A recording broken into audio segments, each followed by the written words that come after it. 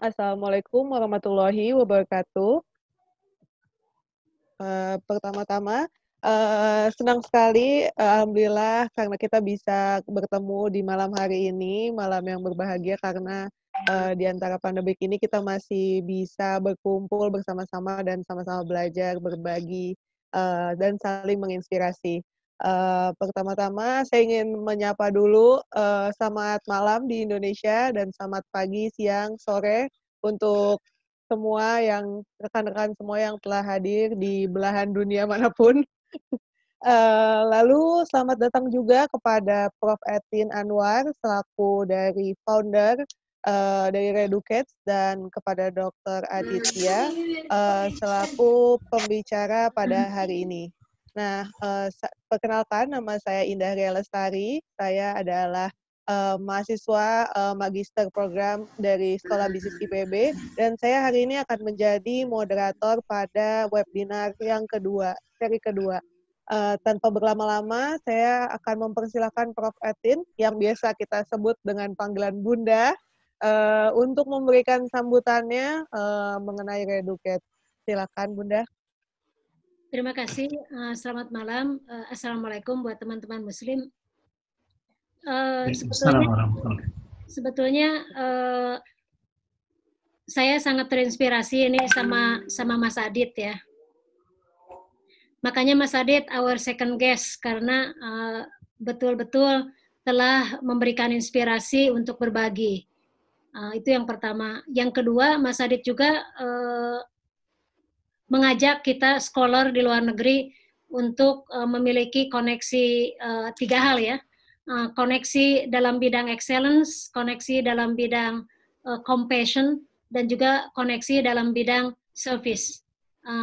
Dengan tiga semangat tadi itulah excellent, compassion, and service. Maka saya pikir kalau Mas Adit yang muda bisa berbagi dengan masyarakat Indonesia secara umum, maka saya nih generasi tua, puntennya Mas Gamal, saya generasi tua, ingin ikut bersama-sama dengan anak muda memikirkan apa yang terbaik untuk Indonesia. Seringkali pertanyaan yang disampaikan kepada saya dan para diaspora itu kapan pulang kampung gitu. Kayaknya termasuk kami juga sering bertanya itu kepada pembicara kami. Nah sekarang kita ingin memberikan contoh yang sangat baik dan terbaik. Apa sih yang terjadi kalau seorang pemuda Indonesia pulang kampung?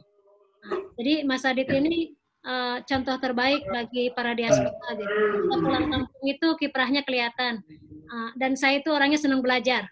Sehingga kalau ingin pulang kampung, saya harus belajar dulu nih sama Mas Adit, kira-kira apa yang bisa dikerjakan. Tapi kalau saya belajar sendirian kan nggak asik, berbagi deh bareng-bareng. Jadi kalau saya terinspirasi sama Mas Adit, mudah-mudahan yang lain juga bisa terinspirasi sama Mas Adit. Dan saya yakin semua teman-teman di sini memiliki kisah-kisah yang sangat inspiratif. Jadi tidak ada salahnya kita belajar dan berbagi. Kita belajar kemudian kita bagikan. Kalau hadis-hadisnya mah ada kiai, saya malu bilangnya. Tetapi dalam Islam itu kan walaupun tahu satu ayah, sampaikan gitu. Sampaikan. Iya. Barangkali itu yang bisa saya sampaikan. Mari kita berbagi inspirasi dan juga mari kita menjembatani dua generasi ya, generasi saya dan generasinya anak muda, generasi milenial. Mudah-mudahan usaha ini mempererat tali silaturahim di antara kita semua. Kalau udah kenal, alhamdulillah. Kalau belum, mari kita ikatkan dengan niat untuk sama-sama memajukan Indonesia. Barangkali itu dari saya. Amin. Ya, terima kasih Bunda. Lalu kita langsung ke acara selanjutnya. Sebelum masuk ke pemapar dari Dr. Ahmad Aditya, saya akan membacakan CV dari Dr. Ahmad Aditya. Sebentar.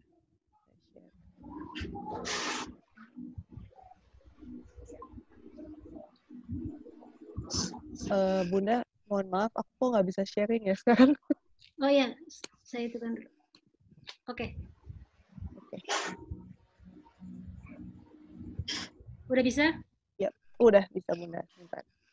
Ya, ini adalah profil dari Dr. Ahmad Aditya. Beliau sendiri S1-nya ada di Universitas Brawijaya, lalu S2-nya di Jerman, yaitu University of Kiel, dan PhD-nya di Marine Science, University of Leiden. Saat ini Dr. Aditya menjabat sebagai Sustainable Sourcing Manager di Unilever Indonesia.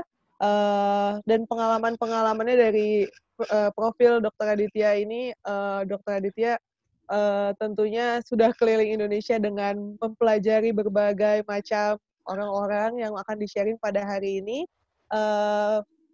Tidak berlama-lama, mungkin lebih jelasnya lagi akan dijelaskan oleh Dr. Aditya langsung. Kepada Dr. Aditya, dipersilakan.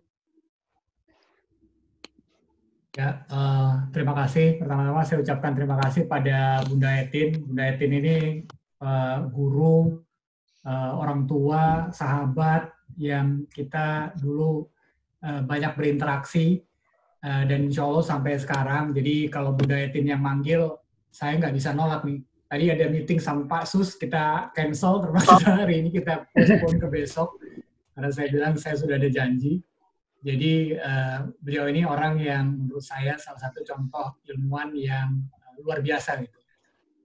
Dan saya banyak belajar juga dari Bunda Etin. Kemudian juga sini ada beberapa teman-teman saya, ada Pak Sus, ada Putu, ada Mas Emil, ada Ray. Terima kasih juga sudah bergabung. Kemudian terima kasih Mbak Indah sudah bersedia menjadi moderator. Saya mau coba share screen.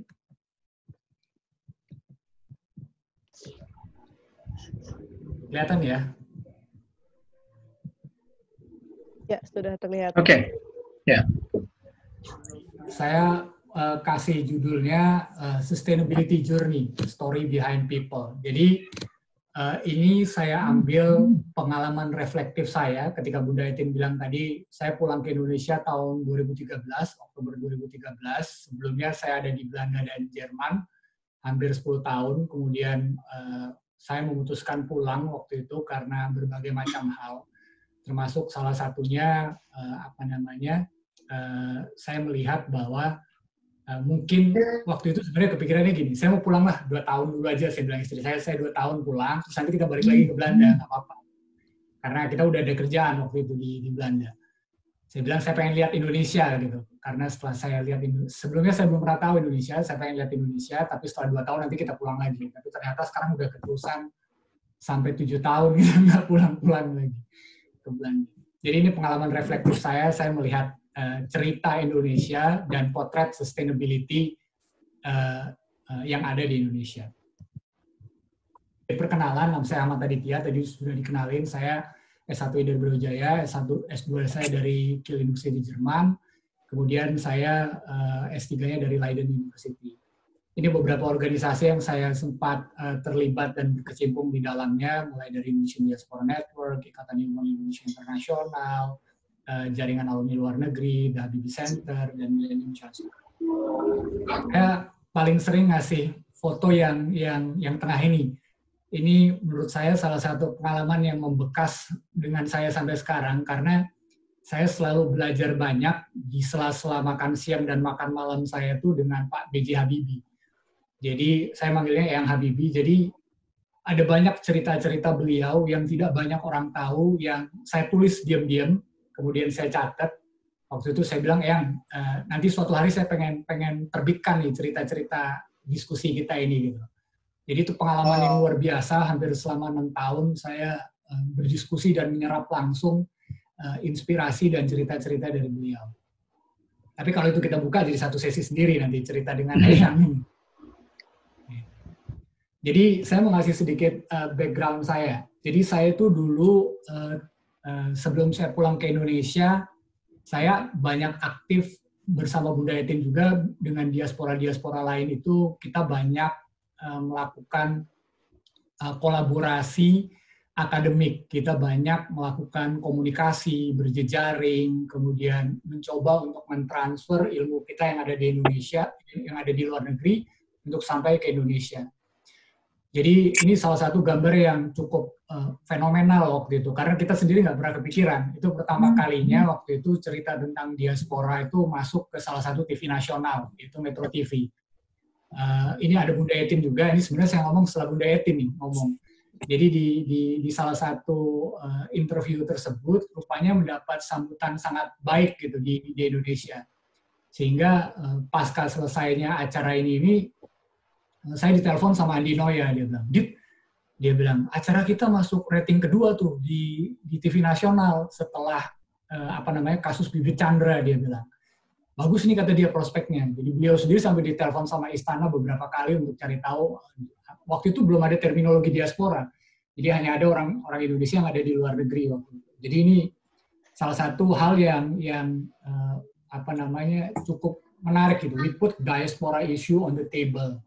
Jadi orang baru tahu dan ternyata ada orang-orang di luar negeri yang punya potensi luar biasa. Jadi itu salah satu yang saya lakukan sebelum saya pulang ke Indonesia bersama diaspora yang lain.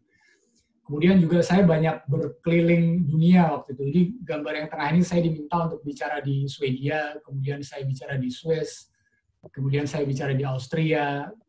Pada prinsipnya saya menikmati gitu hidup.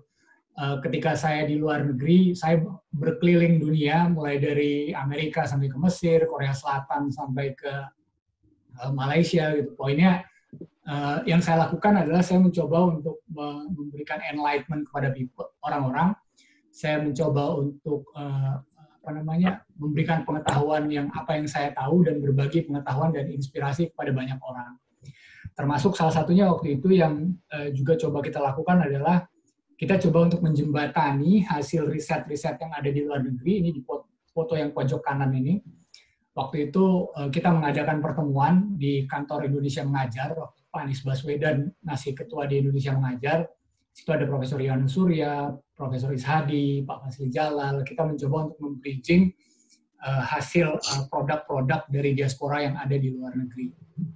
Jadi basically selama hampir 10 tahun saya di Eropa, saya kebanyakan memberikan informasi, enlightenment, memberikan breakthrough idea, dan travel across the world. Benar-benar pekerjaan yang saya cukup nikmati dan sedikit saya rindukan saat ini sekarang, bisa keliling dunia dan berbagi dengan banyak orang. Cerita itu berubah gitu. Ketika saya pulang Oktober 2013, waktu itu saya ditelepon oleh salah satu CEO organisasi donor, namanya Millennium Challenge Account Indonesia.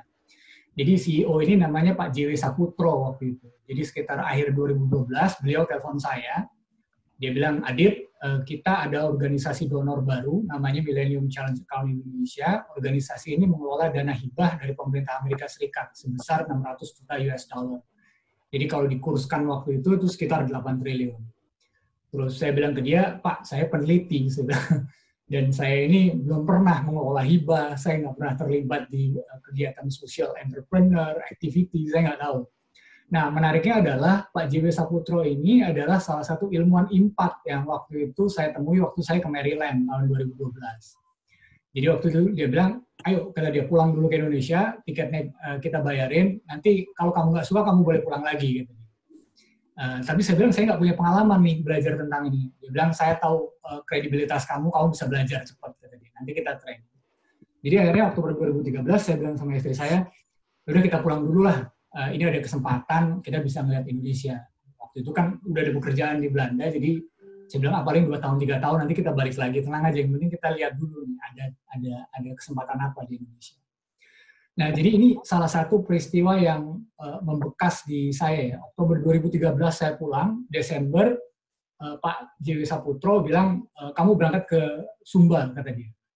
Jadi saya itu setiap kali saya pulang selama 10 tahun terakhir, saya itu hanya tahu Jakarta, Bandung, Jogja, Surabaya. Saya nggak pernah kepikiran saya akan ke Sumba gitu. Ini di mana? Saya bilang. Kemudian beliau bilang, udah berangkat dulu di sana, biar kamu lihat. Dia bilang Indonesia itu seperti apa. Jadi waktu itu saya berangkat ke Sumba sendirian, nggak ada teman yang nganterin. Saya turun di sana naik pesawat sendiri. Kemudian saya cari local transport di sana, kenalan sama orang. Kemudian kita keliling Sumba waktu itu. kami berangkat itu, ini adalah salah satu gambar yang paling membekas di saya sampai sekarang, yang membuat saya akhirnya memutuskan untuk stay lebih lama di Indonesia. Jadi ini adalah gambar di salah satu kampung yang ada di Sumba. Jadi ada sekitar 200 keluarga di situ. Mungkin sekitar ada 20-30 rumah di salah satu kampung di Sumba itu. Dan ini adalah satu-satunya lampu yang menyala di desa itu. Jadi lampu ini menggunakan solar cell panel, dan inilah satu-satunya lampu yang ada di kampung itu yang menyala. Dan yang membuat saya waktu itu terkesan dan terenyuh adalah ketika suasana sangat gelap seperti ini, dan hanya ada satu lampu di situ, penduduk masyarakat di situ menawarkan kami berbagai macam makanan. Jadi dengan dia bergelap-gelap itu, mereka masih mencoba memasakkan sesuatu untuk kita yang waktu itu datang ke sana. Untuk sampai ke kampung ini, kita harus berangkat pagi-pagi sekali waktu itu, dari Waingapu, dan kita sampai di satu savana yang luas yang harinya.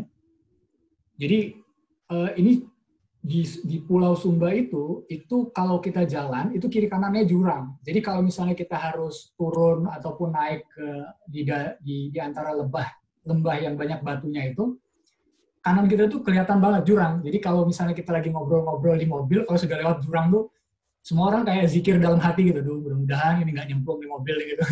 Karena itu bener-bener jalanan berbatu yang nggak ada aspal, dan kalau slip dikit itu bener-bener berbahaya. Dan kita berangkat dari pagi sampai sore, dan akhirnya malam baru kita sampai di sini. Dan tujuan kita waktu itu sampai di salah satu kampung ini adalah karena kita ingin melihat potensi pembuatan mikrohidro yang ada di kampung itu. Kemudian selesai beliau kepala desa ini memasakkan itu makanan buat kita, dia memasakkan Indomie sama telur buat kita, dia bilang, Mas, mudah-mudahan jadi, dia bilang, kita bangun mikrohidro ini. Karena kalau misalnya jadi, ini untuk pertama kalinya kampung ini akan punya listrik, dia bilang. Dan alhamdulillah akhirnya proyeknya berkembang sampai sekarang, yang mikrohidro ini. Dan pengalaman ini membekas sekali buat saya, karena itulah pertama kali saya melihat bahwa Indonesia itu ternyata bukan hanya Jakarta, bukan hanya Bandung, bukan hanya Surabaya, bukan hanya Yogyakarta, seluruh wilayah kita yang luas ini, itu ternyata sangat beragam. Gitu. Ada yang sangat maju dan ada yang sangat kurang sekali. Dan yang membuat saya miris waktu itu adalah perjalanan ke Pulau Sumba itu hanya 1,5 jam kalau kita naik pesawat dari Bali. Jadi ada Bali yang luar biasa, sangat mendunia, tapi ada Pulau Sumba yang elektrifikasi rasionya hanya 30%. Dan itu perjalanan hanya 1,5 jam menggunakan kapal. Dan itu seperti membangunkan saya bahwa Indonesia ini benar-benar ladang buat berjuang dan ladang buat berbagi kebaikan. Kemudian saya juga beruntung, saya berkeliling Indonesia waktu itu. Saya benar-benar masuk ke pelosok-pelosok wilayah yang mungkin orang nggak pernah kepikiran gitu masuk ke pelosok situ, tapi ternyata itu jadi sebuah kenikmatan tersendiri buat saya. Salah satunya adalah saya waktu itu berjalan naik mobil dari Jambi ke Tanjung Jabung Timur, perjalanannya sekitar 3 jam sampai 4 jam dengan jalanan yang lumayan challenging waktu. Dan saya sampai di gambar ini nih. Ini adalah salah satu gambar yang hutannya terbakar, airnya sangat kotor, dan masyarakat banyak tinggal di sekitar situ dengan memanfaatkan air yang keruh dan kotor dan agak sedikit masam ini gitu. Dan untuk sampai ke sana, jadi mobil kita itu dinaikin ke perahu tongkang, harus nyebrang sungai, jadi mobil itu harus naik ke perahu tongkang, kemudian dari perahu tongkang kita lewat jalan tanah waktu itu, yang kalau misalnya hujan itu beberapa kali harus masuk ke dalam tanah. Kemudian kami berhenti di salah satu bibir jalan, kemudian kita harus nyambung lagi naik speedboat selama 3 jam. Kemudian dari situ kami nyambung pakai perahu ketinting. Jadi perahu ketinting itu yang perahu dayung itu. Itu kiri kanannya masih buaya. Jadi saya waktu itu lagi ngayuh perahu itu, di kiri saya nongol kepala buayanya. Aduh, saya bilang ini benar-benar luar biasa untuk sampai ke sini. Dan akhirnya baru kita sampai ke wilayah yang ini. Dan ini kiri kanan ini ada beberapa perkampungan penduduk. Yang waktu itu kita sempat kepikiran, ini gimana caranya kalau ada orang sakit di daerah sini gitu. Untuk perjalanannya aja kita nghabiskan waktu hampir setengah hari sendiri gitu. Jadi kita waktu itu mikir kalau ada orang yang sakit di situ, ya sudah gitu loh. Mereka akan dirawat sebisanya aja gitu. Dan ini juga semacam wake up call juga buat saya bahwa ternyata masih banyak tempat di Indonesia yang perlu para diaspora, para orang di luar negeri untuk melihat ini sebagai ladang perjuangan kita bersama. Dan itu yang membuat saya akhirnya memutuskan untuk sedikit lebih lama tinggal di Indonesia. Ini juga salah satu pengalaman saya juga yang membekas di saya sampai sekarang. Jadi kami di salah satu daerah masih di sekitar Provinsi Jambi. Jadi tugas saya itu adalah waktu itu berkeliling Indonesia. Jadi memang ini pekerjaan yang sangat unik ya. Jadi waktu itu sebagai manajer kemitraan, saya diberikan kewenangan mengelola dana hibah sebesar 70 juta US dollar. Nah, dana 70 juta US dollar ini harus saya manfaatkan, harus saya investasikan untuk proyek-proyek yang membantu masyarakat. Itu totally a dream job banget lah. Kita punya dana hibah sangat besar yang kemudian kita bisa manfaatkan untuk masyarakat. Nah, yang menariknya dan yang menantangnya adalah bos saya itu bilang, dana hibah ini harus diinvestasikan untuk masyarakat yang paling membutuhkan. Nah, kalimat yang paling membutuhkan itu, kita menerjemahkannya orang-orang yang benar-benar ada di pelosok, yang semua orang nggak mau nyentuh, yang kita harus masuk ke situ. Jadi proyek kita itu mulai dari micro hydro, solar wind, kemudian pertanian, perkebunan, konservasi. Nah, ini adalah salah satu gambar yang waktu itu ada di Provinsi Jambi, di salah satu kabupaten Kerinci. Jadi kami itu ada di salah satu desa yang sumber mata airnya itu ada di bawah. Jadi desa itu ada dua, ada di atas dan ada di bawah. Yang di bawah itulah yang mau kita bangun micro hydro. Jadi waktu itu saya dengan tim berangkat turun ke bawah karena waktu itu pas hujan. Jadi kita putuskan udahlah karena ini udah jauh untuk kita di sini, hujan kita harus tetap terus terabas masuk bawah. Karena kalau enggak kita kehilangan waktu kan. Jadi akhirnya kita turun ke bawah waktu itu dan jalanan ini dari nggak ada ini sama sekali, ini benar-benar jalan tanah yang sangat licin gitu. Dan ini pada saat itu masih hujan. Nah, jadi kita waktu itu sempat beberapa kali jatuh, kemudian kita ini lagi, kemudian kita jatuh lagi karena jalanan sangat licin. Nah, di samping kita tiba-tiba ada ibu yang menggendong anaknya karena dia harus membeli bahan kebutuhan pokok. Jadi desa dia ada di bawah, dia harus beli kebutuhan pokok itu desa itu di atas. Dan perjalanan ini dari desa yang di atas sampai ke desa yang di bawah dengan jalanan yang seperti ini, kalau kelihatan di gambar yang tengah, itu jalanannya banyak air yang anak sungai itu dan itu sangat licin. Ibu ini berjalan 5 jam menggendong anaknya untuk mengambil bahan makanan pokok supaya dia bisa bantuin keluarganya yang ada di bawah. Dan saya lihat inilah salah satu problem infrastruktur kita yang ada di Indonesia gitu, yang benar-benar sekali lagi ini jadi wake up call lagi gitu, bahwa di Indonesia itu masih banyak tempat perjuangan yang saya belum pernah lihat. Dan di gambar yang ketiga ini salah satu reaksi masyarakat yang ada di situ. Jadi kami waktu itu sudah sampai turun ke bawah, kemudian kita lihat di pabrik itu, kemudian kita lagi ngobrol-ngobrol dengan kepala desanya, banyak anak-anak di sekolah di situ yang kumpul dan melihat kita. Kemudian dia bilang gini, gitu, yang saya masih cukup ingat juga sampai sekarang. Jadi dia bilang, kakak pintar ya, kata dia. Terus saya bilang, enggak, saya biasa aja. Dia bilang, kalau misalnya nanti kami sekolah dan jadi pintar, kira-kira bisa nggak kami menolong orang-orang yang ada di sini. Jadi menurut saya itu pengalaman yang luar biasa, membekas banget gitu. Dan itu yang membuat saya melihat bahwa perjuangan saya masih harus dilanjutkan di sini. Itu aja. Kemudian, jadi akhirnya saya berubah gitu. Saya menikmati gitu sebelumnya ketika saya ada di luar negeri, saya mendapatkan tiket dari banyak pihak yang mengundang saya hampir ke seluruh dunia gitu. Saya dapat tiket untuk berangkat dan berbicara tentang berbagai macam hal. Kemudian akhirnya ketika saya pulang, itu berubah jadi saya bicara ke petani, saya bicara ke masyarakat, dan saya bergerak ke semua wilayah di Indonesia gitu. Dan ternyata ketika itu saya lihat ternyata ini mungkin salah satu apa namanya? Saya waktu itu pernah bilang gitu bahwa saya pernah berdoa gitu.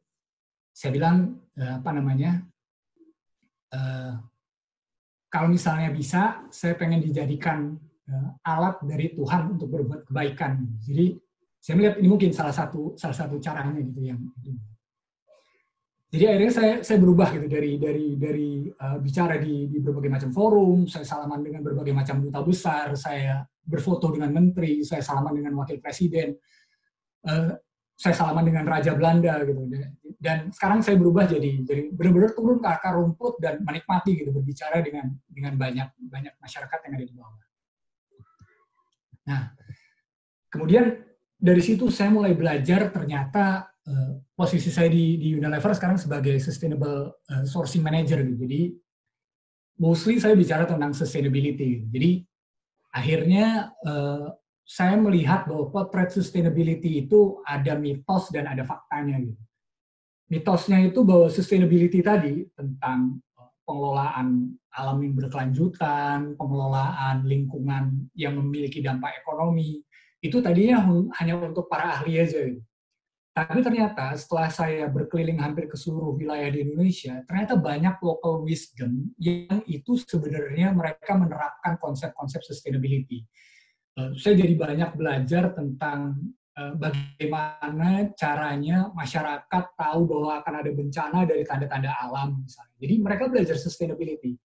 Saya ketemu dengan satu orang yang luar biasa, sampai sekarang saya masih ngobrol. Jadi beliau ini tidak pernah lulus SMA, dia ada di Sulawesi Barat, di wilayah Mamasa, yang sangat jauh dari kota besar, yang ternyata beliau dengan local wisdom-nya membuat microhydro sederhana yang sekarang sudah menghidupi 4-5 kampung yang ada di Sulawesi Barat.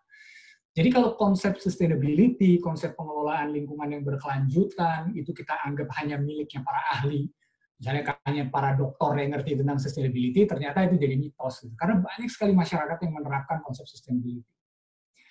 Ada juga yang bilang misalnya, kalau kamu belajar sustainability, kamu nggak akan kaya gitu. Tapi faktanya ternyata, saya waktu itu berangkat ke Aceh, saya ketemu dengan salah satu petani coklat di sana, yang ternyata dengan itu, dia petani coklat di Aceh, dia bisa menyekolahkan anaknya sampai S3 kedokteran di Australia. Dan dia menerapkan konsep pengelolaannya itu dengan cara yang sustainable. Jadi, orang bisa kaya juga dengan cara sustainability. Gitu. Jadi, potret-potret perjalanan saya tadi yang dari daerah, dari situ saya kemudian banyak belajar tentang local wisdom, pengelolaan lingkungan dari banyak masyarakat gitu. Yang ternyata they are truly smart people. Mereka orang-orang pekerja keras, cerdas, dan tidak pernah mengeluh gitu. Jadi kita pernah ada di satu kampung yang setiap tahun kebakaran, mereka happy gitu. dengan apa namanya, apa yang bisa mereka kerjakan. Jadi terkadang saya ngelihat saya jadi banyak belajar bersyukur gitu dengan orang-orang seperti itu.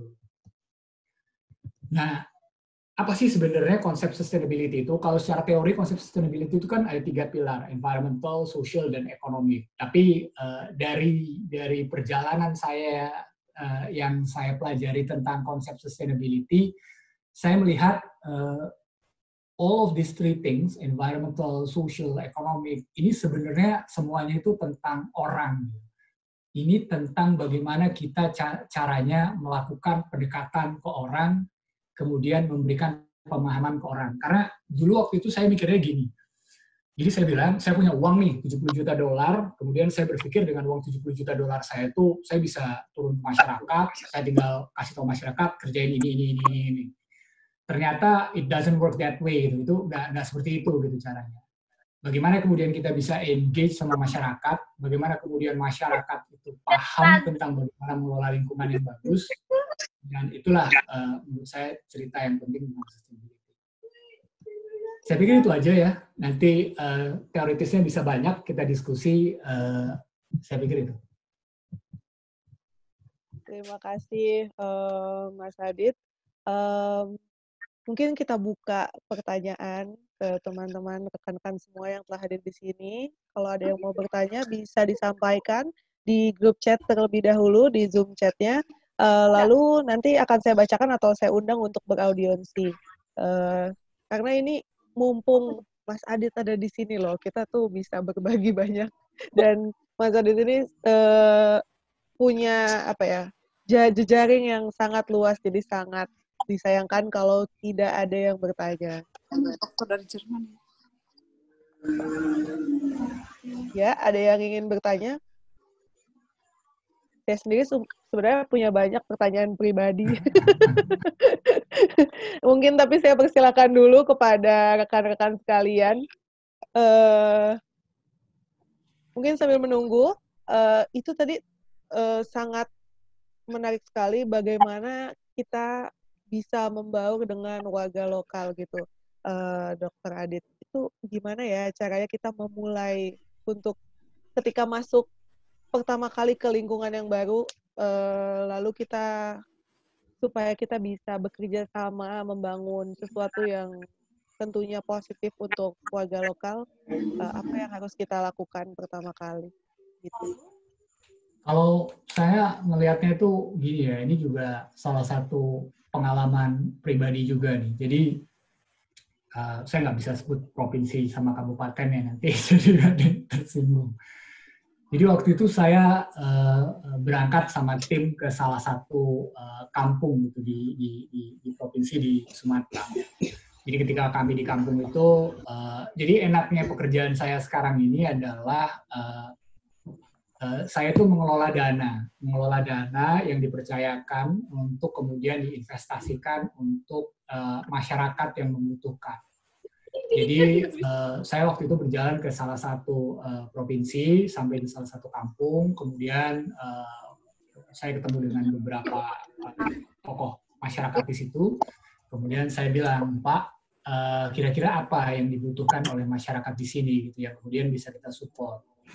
Kemudian orang ini bicaranya agak nggak enak tuh, dia nggak terlalu berani bicara terbuka juga. Dia bilang gini. Dia bilang, Mas, sebenarnya Mas, kata dia, saya juga nggak enak ceritanya. Dia bilang, tapi di kampung ini banyak pencurian, Mas, kata dia. Jadi banyak kebun-kebun kelapa sawit di masyarakat kampung sini yang dicuri sama preman-preman di sini. Wah, saya bilang, gawat juga nih urusannya. Jadi gimana? Ya kalau misalnya bisa, program itu kurangilah ada pencurian yang ada di sini. Kemudian saya akhirnya waktu itu sama tim, saya coba keliling perkebunan itu. Kemudian di keliling perkebunan itu saya lihat sendiri dengan mata kepala saya sendiri, siang hari ada bapak-bapak, lagi ada anaknya lagi duduk di motor, dia narik sendiri tuh buah sawitnya. Wah, saya bilang ini orang nyuri sudah kayak nggak ada dosa kan, sudah siang hari dia tarik sendiri di situ. Kemudian akhirnya udah dia taruh di situ. Kemudian dia jalan aja gitu sendiri sama anaknya dibonceng di belakang situ. Kemudian akhirnya saya pikir waktu itu saya bicara sama tim ini gimana ya caranya ya. Akhirnya kita coba mulai ngobrol pelan-pelan. Jadi setiap masyarakat kan punya kulturnya masing-masing ya. Ada yang suka ngobrol di warung, ada yang ini macam-macam. Jadi kita berbaur sama masyarakat di situ hampir sekitar 1 sampai 2 minggu. Kemudian setelah di sana, ini saya bawa satu tim saya yang memang bagus juga pendekatannya. Jadi dia bilang bahwa Pak, kita kan nggak mau, Pak. Dia bilang, seumur hidup jadi pencuri. Masa kita mau ngasih contoh ke anak kita supaya dia jadi pencuri juga? Bukannya Bapak mau kalau misalnya anak Bapak nanti jadi orang sukses, gitu, dia nggak harus jadi pencuri. Rupanya pendekatan-pendekatan seperti ini, setelah berkali-kali itu berhasil juga. Jadi akhirnya, ya udah gimana dia bilang? Saya bilang gini, Bapak kan punya kebun. Nah, kebun Bapak ini kita latih supaya kemudian produktivitasnya meningkat, kemudian kita buatin koperasi. Jangan khawatir, semua dananya dari saya bilang. Mulai dari pelatihan, bibit, pupuk, koperasi, kita bantu semuanya. Oke, dia bilang. Akhirnya bangunlah. Kita ambil kepala premannya, waktu itu kita jadiin kepala koperasi.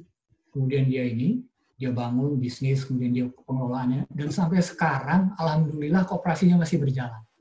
Dan jadi produktif, dan tidak ada lagi orang di sana yang melakukan pencurian. Jadi saya tuh selalu percaya bahwa sebenarnya semua orang itu hanya perlu diberikan kesempatan. Nah, kita hanya harus bisa tahan nih untuk masuk ke fase awal defensifnya mereka itu. Gitu. Dan I can tell you about 100 stories lah ya seperti ini. Dan itu yang membuat saya sebenarnya makin yakin bahwa sebenarnya kita tuh bangsa yang hebat kok, kita tuh bangsa yang besar. Semua orang tuh hanya perlu diberikan kepercayaan dan kesempatan untuk membuktikan bahwa diri mereka itu memang baik gitu. Oke, wow. Ini baru satu pertanyaan aja, jawabannya udah membuat saya ingin ikut tur keliling Indonesia loh sekalian ya. Ini ada pertanyaan dari Muhammad Gamal. Katanya mau tanya sendiri kayaknya Mas Muhammad Gamal. Ayo saya panggil Mas Muhammad Gamal. Oke, terima kasih Mbak Indah. Iya. Terima kasih Mas Adit, luar biasa. Jadi luar biasa. Kebetulan saya pernah mengadakan penelitian sama Prof. Etin ke Bungo ya Prof ya. Jadi kita meneliti tentang konservasi lingkungan berdasarkan adat dan kearifan lokal. Jadi yang pertama di Bungo Jambi. Kebetulan penelitian saya di sekitar Bungo, Merangin juga. Jadi di Jambi saya alhamdulillah sudah sejak 2008 saya sudah di Jambi. Kemudian sekarang sebetulnya saya juga ingin mengajak Prof. Etin untuk sesi yang kedua, kita ingin mengadakan penelitian dengan menggunakan benang merah pengolahan lingkungan berdasarkan kearifan lokal di Indonesia. Jadi ada benang merahnya nanti di Kalimantan, di Sambas itu saya sudah dapat izinnya Prof. Etin, terus kemudian insya Allah di Ambon, sehingga di Ambon itu tentang SASI, pengolahan lingkungan berdasarkan kearifan lokal. Jadi cukup menarik apa yang disampaikan oleh Mas Adit. Mas Adit, kegiatan itu masih berjalan atau tidak, Mas Adit? Apa sudah selesai itu? Jadi Pak, sekarang organisasi hibahnya itu baru akan mulai lagi tahun depan. Jadi mereka tuh punya fase 5 tahunan. Di fase 5 tahunan itu setiap 5 tahun baru kemudian kita dipercaya lagi untuk mengelola dana hibah lagi. Nah, temanya bisa berbeda-beda, tapi itu akan berjalan 5 tahun. Sekarang saya makanya pindah ke Unilever karena organisasi hibahnya mereka masuk dalam istilahnya apa sih namanya itu, semacam pre-compact gitu lah, gitu, mereka kerjakan. Oke. Ya mudah-mudahan nanti lewat silaturahmi ini bisa kita join, atau setidaknya kita bisa sharing ya, untuk misalnya ada hibah-hibah seperti itu. Kita bisa saling mengisi dengan riset-riset yang mungkin yang sudah kita laksanakan bersama, seperti itu misalnya. Iya, sebelumnya saya mau minta maaf Bapak Muhammad Gamal karena saya pikir Bapak berjiwa muda, jadi mohon maaf ya Pak, tadi saya sebut atas nama Mas, mohon maaf sekali lagi. Alhamdulillah. Maaf ya Pak, saya kurang lihat tiba-tiba pas muncul, wah mohon maaf Bapak. Oke, maaf ya Pak. Kita lanjutkan. Ini ada Ibu Medina Janeta. Pertanyaannya, apakah ada advice atau saran konkret untuk mahasiswa di luar negeri supaya bisa memaksimalkan manfaat yang disebarkan? Atau Ibu Medinanya kita undang aja kali ya. Ya, boleh Ibu Medina, dipersilakan. Sebenarnya saya masih S1, jadi mungkin Mbak nggak apa-apa. Baik. Tertukar ini. Sebetulnya pertanyaannya itu aja sih, dan mungkin kayak what are the things that you wish you knew when you were a student, or the things that you wish you had done when you were a student, gitu aja. Karena saya masih student, jadi pengen, I aspire to be like you, so yeah. Ya, jadi saya juga sebenarnya tuh itu yang saya bilang, ketika saya di luar negeri, saya selalu pulang tuh, ya saya hanya ke Jakarta, Bandung, Jogja, Surabaya. Saya belum pernah benar-benar melihat Indonesia. Nah, saya melihat sebenarnya pelajaran melihat Indonesia ini menjadi penting gitu buat teman-teman yang masih muda sekarang, karena satu, kalau menurut saya ya, itu semacam wake up call sih, semacam ngebangunin bahwa sebenarnya Indonesia ini adalah medan perjuangan. Jadi dulu ketika saya pulang ke Indonesia, banyak teman-teman di luar negeri yang bilang, Dit jangan pulang. Dia bilang, ngapain pulang? Di luar negeri itu bisa jadi spotlight gitu, kelihatan banyak orang, dan itu kayak ngebuang kesempatan gitu untuk itu. Tapi akhirnya waktu itu saya putuskan untuk sebenarnya pengen cuma 2 tahun aja seperti yang saya bilang tadi, karena setelah 2 tahun saya pikir saya pengen balik lagi ke Belanda. Nah, cuman akhirnya yang menjadi wake up call buat saya adalah saya benar-benar jadi melihat Indonesia gitu, dan saya melihat mulai dari baik-baiknya Indonesia sampai ke buruk-buruknya Indonesia tuh jadi kelihatan gitu akhirnya. Dan perjalanan melihat Indonesia ini jadi penting menurut saya. Jadi kalau mungkin teman-teman yang masih kuliah atau sarjana, menurut saya mumpung masih muda, banyak-banyakin lah untuk melihat wilayah-wilayah kita di pelosok yang itu benar-benar menurut saya tuh luar biasa banget. Saya baru tahu misalnya kayak di daerah Flores sana, itu teman-teman kita, anak-anak kecil yang SD itu kadang kalau dia berjalan, itu sepatunya dibuka sama mereka, kemudian ditaruh di atas kepala, sama mereka pegang 1 botol minuman aqua kecil. Saya pernah tanya waktu itu, kenapa kok sepatunya gini? Dia bilang, Pak, kami itu tiap hari harus berjalan sekitar 6-7 kilo.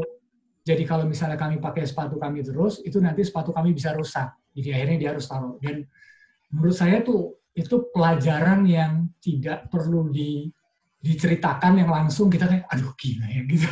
Kita nggak pernah lihat yang kayak gini di Jakarta gitu. Di mereka tuh, that's daily life gitu. Dan saya juga beruntung misalnya kayak, saya waktu itu sempat berangkat ke NG, saya melihat sendiri waktu itu saya berangkat menjelang peringatan 17 Agustus, dan saya benar-benar amazed banget ya, di seluruh satu kota itu, anak-anak kecil itu latihan baris berbaris, latihan menghormat bendera merah putih. Jadi saya melihat bahwa, wah ini luar biasa ya, di ujung pulau timur Indonesia sini, nasionalismenya itu gila banget gitu loh. Kita kadang di Jakarta kan ribut kan, tapi buat mereka tuh, mereka wah itu luar biasa gitu, latihan baris berbaris, kemudian menghormat bendera merah putih, dan itu jadi satu kebanggaan tersendiri buat anak-anak kecil di sana. Jadi ya itu aja sarannya, banyak-banyakin lihat Indonesia deh, jangan banyak-banyakin lihat Starbucks.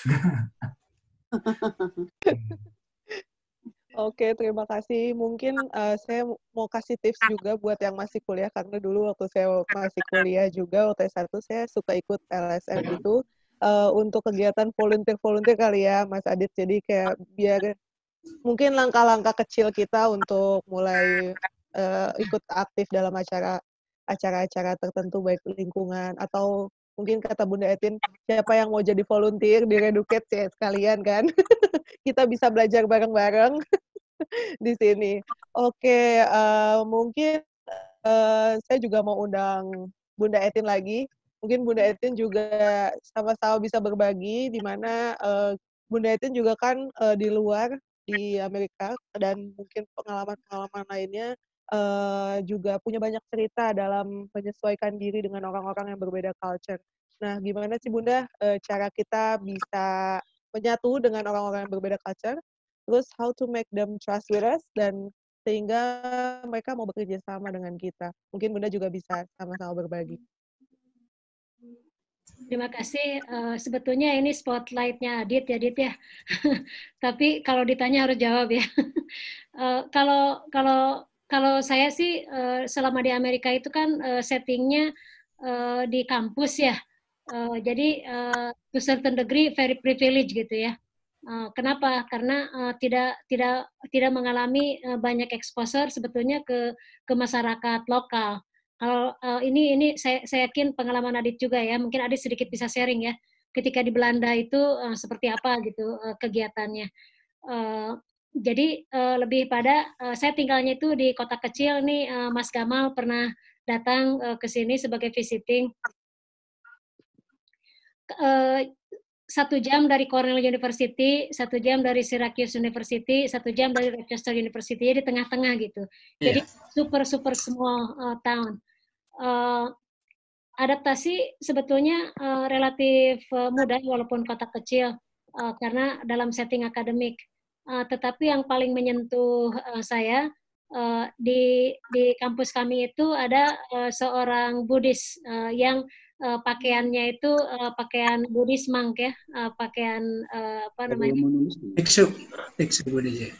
Ya, jadi ketika saya melihat beliau itu dalam pikiran saya, if he could survive this place, I could too. Jadi kita itu beradaptasi itu dengan melihat bagaimana orang lain beradaptasi juga gitu. Kalau orang bisa beradaptasi dengan suasana yang sangat sulit, kita juga bisa. Mungkin itu inspirasinya buat saya beradaptasi di tempat yang cukup sulit gitu. Karena apa namanya? Saya tidak pernah merasakan jadi orang minority. Mungkin itu yang paling utama ya.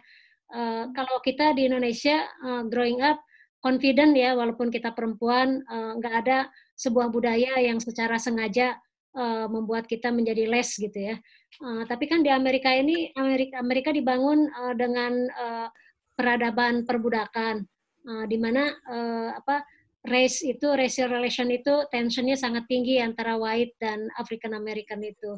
Bahkan kalau Anda membaca berita, ada penembakan terjadi di Georgia beberapa bulan lalu, tetapi baru ketahuannya sekarang ini. Karena kita orang Islam, sudah barang tentu adaptasi itu menggunakan retorika agama ya. Tetapi pada saat yang sama, itu juga bisa jadi bumerang gitu, karena kita berhadapan dengan tantangan-tantangan yang nyata. Misalkan mahasiswa saya bilang ke saya, Profesor Anwar, dulu ayah saya memberikan hadiah Quran, terus kata dia, kamu harus pelajari musuh kamu gitu. Nah sekarang mahasiswa ini di depan mata saya gitu, sebagai mahasiswa gitu. Jadi dalam pikiran dia yang terbentuk, musuh saya itu kayak gini ya, perempuan pakai kerudung. Jadi tapi dia juga struggle gitu untuk bisa melihat orang Islam tuh kayak gini pada kenyataannya gitu. Tapi saya dulu dikasih taunya seperti ini gitu. Nah itu jadi adaptasi itu sangat personal gitu ya, karena kita berhadapan dengan tantangan itu setiap saat. Tapi kalau saya sih orangnya nekat aja lah. Masa takut sama manusia. Dan dimanapun kita berada, kita harus survive ya. Jadi pada satu sisi saya sangat privilege karena berada dalam lingkungan kampus. Di sisi yang lain, tantangannya ya bagaimana beradaptasi dengan lingkungan yang hegemoni dari segi ras, hegemoni dari segi agama, dan bagaimana kita walaupun bagaimana dipandang orang itu people of color. Kalau di Indonesia kan kita nggak punya mentalitas people of color. Kalau di sini saya punya mentalitas people of color gitu. Nah itu adaptasi yang tidak perlu dilakukan tuh kalau di Indonesia.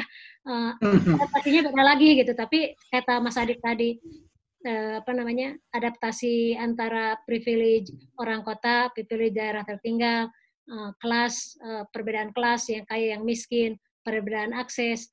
Kalau di sini perbedaannya yang sangat utama race, agama, majority minority, dan juga location ya. Karena saya merasa di sini di kota kecil itu strengthen bond saya ke Indonesia ya. Jadi banyak kegiatan-kegiatan yang saya lakukan di Indonesia karena motivasi saya itu motivasi berbagi ya. Dalam artian I'm done with my career.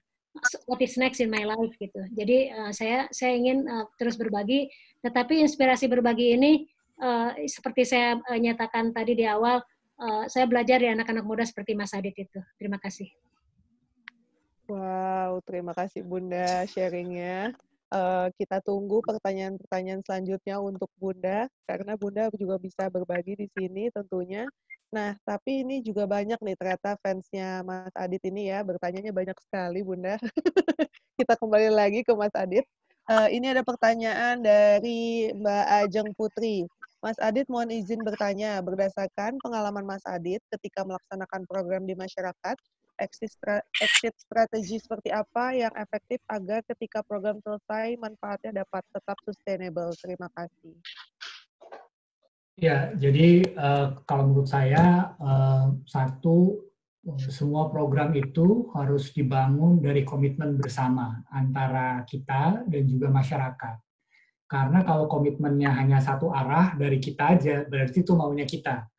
Kalau misalnya dua-duanya dari masyarakat dan dari kita, itu berarti maunya kita bersama. Jadi itu dulu yang dibangun. Jadi membangun awareness dan kesadaran. Dan pendekatannya ini bisa berbagai macam. Mulai dari pendekatan ilmiah sampai ke pendekatan yang menyentuh hati gitu. Jadi kalau teman-teman seperti Pak Susanto ini itu sangat pas nih nanti untuk melakukan pendekatan ke masyarakat. Nah, itu yang pertama.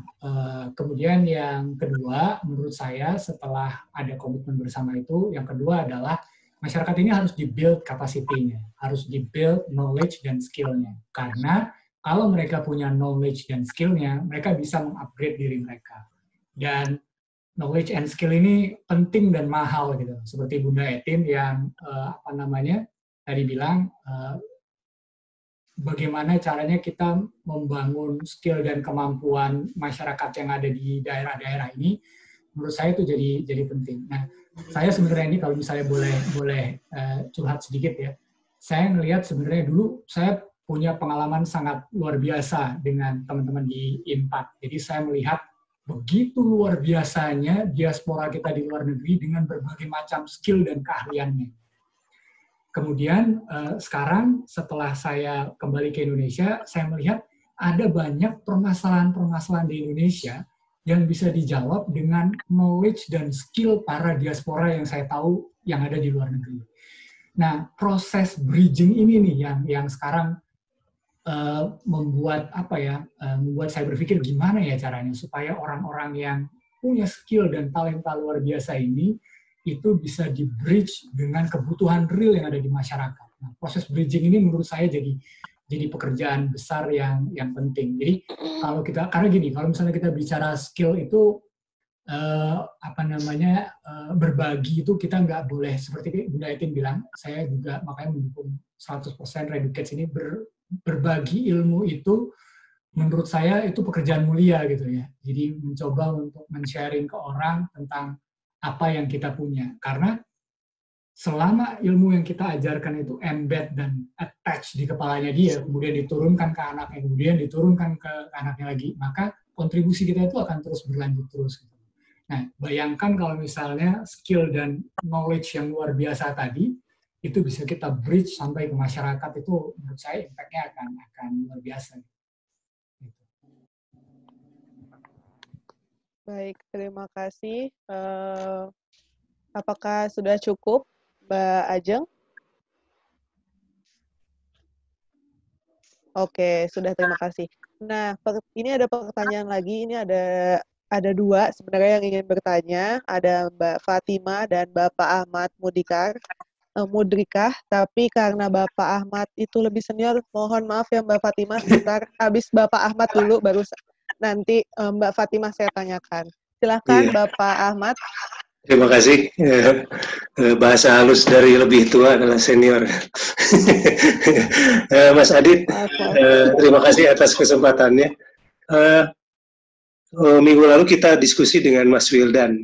Ada pertanyaan terkait apakah beliau mau pulang ke Indonesia. Ada sebuah jawaban yang menurut saya logis dan memang tidak bisa dipungkiri ya, bahwa beliau sulit untuk pulang ke Indonesia karena takut menjadi beban negara ya. Hubungannya dengan kegiatan beliau yang tidak bisa difasilitasi oleh negara. Tapi sisi lain ketika bicara dengan Mas Adit sekarang, justru Indonesia butuh gitu ya. Nah, ini bagaimana menjembatani hal seperti ini menurut Mas Adit? Karena mungkin kita tidak bisa mengatakan bahwa ini karena beda keilmuan atau apa. Toh Indonesia butuh orang-orang yang kreatif, yang ilmu apapun gitu ya. Ini barangkali Mas Adit punya gambaran yang bisa disampaikan sehingga stigma kalau bisa dikatakan atau bahasa takut membebani itu justru malah bisa dicairkan. Gitu. Silakan Mas Adit, mohon maaf. Terima kasih Pak Ahmad atas pertanyaannya. Saya jawabnya pakai cerita aja ya. Jadi saya juga nggak bisa menjawab secara secara langsung, cuman saya pernah mengalami pengalaman yang sama. Jadi ketika saya waktu itu mau pulang, jadi ini saya cerita aja nih dengan teman-teman aja, tapi ceritanya. Jadi sebelum saya pulang itu Eyang tuh pernah bilang, dia bilang, Adit kamu jangan pulang, dia bilang. Nanti Eyang cariin kerjaan, dia bilang di Jerman, kamu ini aja bangun karir seperti Eyang dulu. Eyang ini Eyang Habibie, seperti Eyang dulu di Jerman. Kemudian akhirnya waktu itu tanpa bilang ke dia, saya memutuskan pulang ke Indonesia gitu. Sehingga dia kaget, Toto sudah pulang anak ini, sudah disuruh bilang jangan pulang, dia pulang. Kemudian akhirnya pas pulang itu, Eyang dia bilang gini ke saya, Adit, dia bilang, di Indonesia ini itu tempat berjuang, dia bilang. Jadi saya masih ingat omongan dan mimik mukanya dia. Jadi dia bilang gini, dia bilang, Indonesia itu tempatnya berjuang. Di Indonesia ini hidup kamu akan up and down, up and down, up and down, kata dia. Tapi itulah tanda-tanda orang yang sukses, gitu. Karena orang yang hidupnya up saja, kata dia, dan tidak pernah merasakan down, dia akan bingung ketika dia down nanti. Jadi nikmati saja perjuangan kamu, kata dia di sini. Jadi akhirnya itu yang saya pegang sampai sekarang, bahwa beliau berpesan bahwa ada dua pesannya. Satu itu hidup itu adalah perjuangan. Kemudian yang kedua tuh, yang tuh bilang gini, dia sambil makan, dia bilang gini, dia bilang, kamu nggak bisa membangun bangsa ini sendirian. Kamu harus membangun bangsa ini bersama-sama. Jadi dua message itu kuat banget buat saya sampai sekarang. Jadi yang pertama bahwa memang kalau mau nyaman, walaupun mungkin ada perjuangannya juga gitu loh, tapi Bunda Etin pasti tahu kalau di luar itu, setidaknya waktu saya 10 tahun di luar negeri itu saya enak lah hidupnya tuh, ya saya tahu saya akan ngapain. Kalau di Indonesia ini besok aja saya nggak tahu apa aja nih pekerjaan saya gitu. Kemudian dinamikanya di Indonesia ini gimana gitu, dan pertarungannya di Indonesia ini gimana. Tapi saya melihat yaitu ada banyak pekerjaan rumah yang mungkin bisa kita kontribusikan lah, walaupun cuman kecil gitu kan di Indonesia ini. Jadi memang ini tempat ladangnya berjuang gitu. Kemudian yang kedua, nah ini makanya selama saya di Indonesia, saya mencari teman-teman yang sevisi dengan saya untuk membangun bangsa ini bersama-sama. Itulah ketemu sama Pak Susanto, ketemu sama Putu, ketemu sama teman-teman yang lain yang memang ini Pak Susanto ini selalu mengingatkan saya nih. Dia selalu bilang bahwa, Mas, yang penting dalam berjuang tuh niatnya harus ikhlas, dia bilang. Karena kalau niatnya ikhlas, pasti nanti akan disampaikan jalannya. Jadi akhirnya ya kalau kita mau berjuang tuh, saya melihat waktu saya pulang ya udahlah, memang ini saya bilang saya pernah berdoa sama Allah supaya saya dijadikan senjata dia untuk berbuat kebaikan. Ini doa saya dijawab, kok saya mau pulang lagi, ya udah. Saya bilang saya itu aja. Jadi memang tidak gampang Pak menurut saya, tapi ya itu langkah yang pilihan yang diambil memang, dan segala apapun konsekuensinya saya jalani saja. Gitu. Ya. Terima kasih Mbak Indah, Mas Adit. Baik, lalu kita persilakan pertanyaan selanjutnya. Wah, ini kita bakal lebih dari waktunya, ini nggak apa-apa ya. Karena banyak banget yang mau nanya nih, kayaknya kalau Mas Adit jadi bintang tamunya. Ini saya undang langsung Mbak Fatima Azuri, katanya mau bertanya langsung kepada Mas Adit. Dipersilakan, Mbak. Baik, terima kasih kepada Mbak Moderator yang telah memberikan kesempatan kepada saya. Terima kasih juga kepada Bu Etin selaku founder Educates, dan terima kasih juga kepada Pak Adit yang sudah membagikan pengalaman dan stimulus yang sangat positif sekali. Nah, di sini saya ingin sedikit bercerita tentang fenomena yang saya alami. Sebelumnya perkenalkan, saya Fatimah, mahasiswa UPI Bandung. Nah, pada masa semester saya ini akan dilaksanakannya program KKN, di mana program KKN ini disesuaikan dengan masa pandemi COVID-19. Nah, kebijakan dari kampus mengimbau KKN COVID-19 ini untuk dilaksanakan di daerah masing-masing mahasiswa tersebut yang bersangkutan. Nah, di sini apa yang saya rasakan Dan apa yang teman-teman kelas saya rasakan dari KKN reguler atau KKN COVID-19 di daerah masing-masing, itu dirasa lebih berat KKN COVID-19 di daerah masing-masing. Kalau KKN reguler kita melaksanakan mungkin di daerah yang sudah ditentukan oleh kampus, yang bukan dari daerah kita sendiri. Nah, di sini pertanyaan saya, bagaimana kita bisa menumbuhkan aware atau kesadaran pada isu-isu lingkungan di sekitar kita. Karena saya pribadi juga merasakan lebih tertarik atau lebih tergugah untuk melaksanakan kegiatan sosial di luar dari daerah saya sendiri. Namun ketika adanya program KKN COVID yang harus dilaksanakan di daerah sendiri, itu dirasa lebih berat seperti itu. Jadi bagaimana kita bisa menumbuhkan kesadaran pada lingkungan di sekitar kita sendiri, seperti itu pertanyaan saya. Sekian, terima kasih.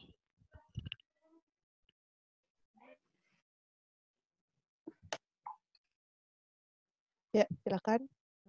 Ya, jadi kalau menurut saya ini menarik juga dan penting ya, bagaimana caranya kita kemudian membangun awareness terhadap lingkungan kita.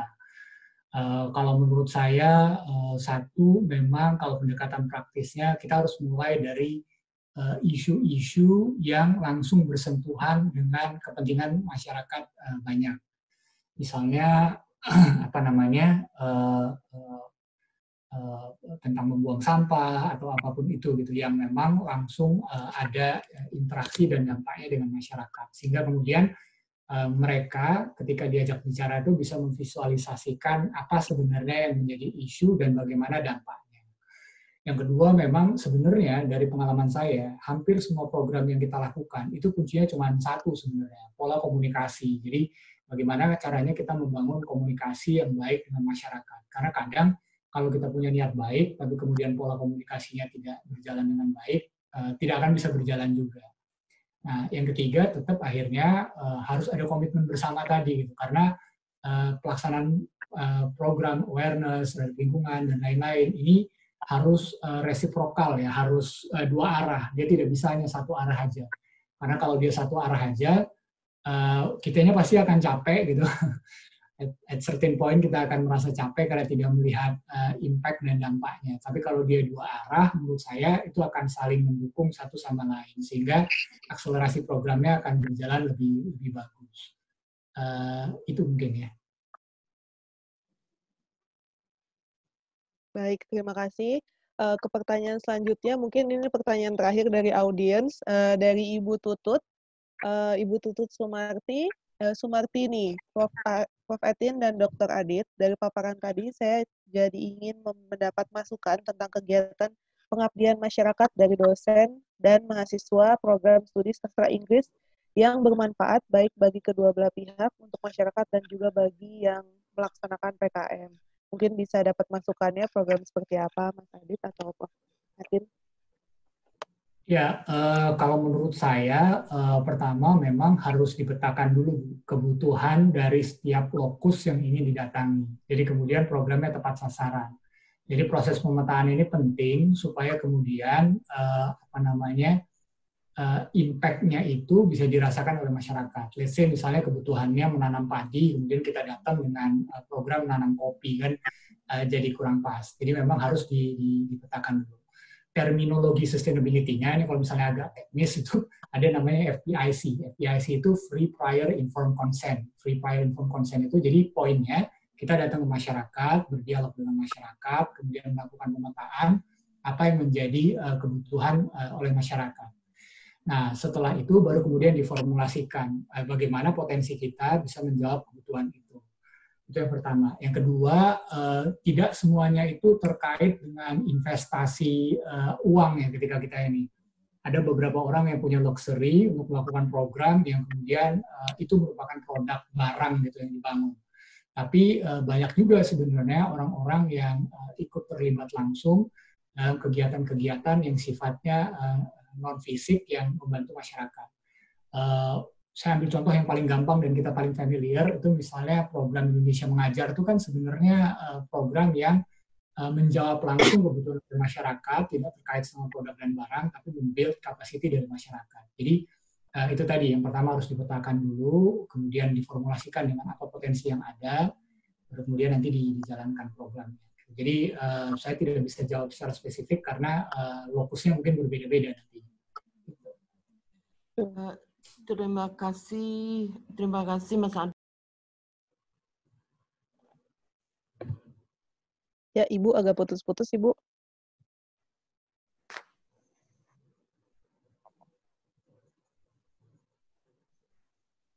Ya, oke. Terima kasih, Ibu Tutut. Oke. Suaranya kurang jelas, Ibu. Iya, universitas di mana kami berada itu bukan di universitas pendidikan ya, tapi sastra Inggris gitu loh. Nah, kita jadi agak-agak bingung apa sih sebetulnya ya yang bisa kita lakukan selain mengajar, karena kita kan bukan pendidikan, tapi apa yang kita lakukan selama ini itu ngajarin bahasa Inggris, apakah ke masyarakat, ke sekolah-sekolah gitu ya. Adakah bentuk lain gitu yang bisa kita lakukan untuk PKM ini? Karena saya berpikir PKM ini bukan hanya untuk mereka yang kita ajarkan saja, tetapi kita pun harus nambah ilmunya gitu loh. Harus nambah ilmunya. Jadi untuk jurusan sastra Inggris ini apa ya? Mungkin kalau tidak bisa terjawab sekarang juga mungkin suatu hari nanti ada ide boleh nanti kalau boleh kami berkomunikasi dan bertukar pikiran. Kalau nanti ada ide pun mungkin saya akan minta. Saya yakin Mas Adit itu sharp banget gitu, bisa mengarahkan kita kemana ya gitu, bagus. Kalau siap banget enggak, Bu. Saya masih belajar juga. Terima kasih Mas Adit ya, sama Bunda Tin. Baik, terima kasih Bu Tutut. Mungkin nanti bisa berkomunikasi lagi dan mungkin rekan-rekan sekalian bisa catch up sama Mas Adit sendiri di via sosmed, karena kan sekarang kita sosial media banget nih, bisa gampang berkomunikasi. Silahkan kepo-kepo, cari-cari di Google, lalu ketemu sosial medianya Mas Adit gitu. Atau mungkin chat personal sekarang masih bisa dibuka untuk minta kontak personnya. Enggak ya? Oke, baik Ibu, terima kasih. Mungkin kita ada di penghujung acara. Sebelum mengakhiri acara ini, saya ingin bertanya kepada Mas Adit dan Bunda, apa pesan Mas Adit dan Bunda untuk anak-anak muda di Indonesia supaya kita bisa lebih peduli lagi dengan lingkungan dan sustainability. Silakan, mungkin Mas Adit dulu. Ya, pertama saya sekali lagi ucapkan terima kasih pada Bunda Etin atas kesempatannya gitu. Sekali lagi Bunda Etin ini buat saya guru, sahabat, mentor. Dulu bahkan kalau nggak salah Bunda Etin juga pernah mau menjodohkan saya sama anak temennya, cuman nggak jadi karena anaknya di Amerika. Gitu, jadi kita udah deket banget lah, makanya beliau ini jadi bundanya kita. Gitu. Jadi saya terima kasih sekali lagi Bunda Etin. Yang kedua, terkait sama pesan-pesan tentang sustainability, mungkin tadi itu sih mungkin yang saya lihat, mumpung kita masih sehat, masih muda, masih punya banyak kesempatan. Nanti mungkin kalau era COVID ini sudah selesai, menurut saya kita mesti banyak melihat apa saja yang terjadi di Indonesia yang mungkin membutuhkan uluran tangan kita. Tidak harus sesuatu yang big, yang luar biasa gitu. Ini sahabat saya Pak Susanto ini, beliau banyak mengerjakan hal-hal kecil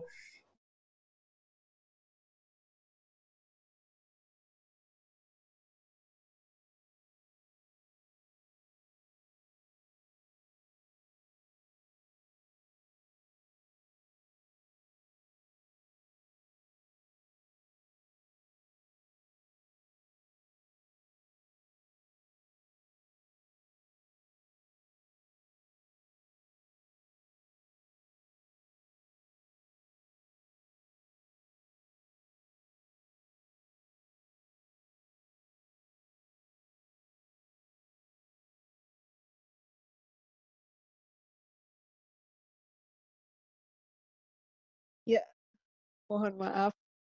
Moderatornya hilang. Oke, mungkin boleh waktunya Bunda, dipersilakan.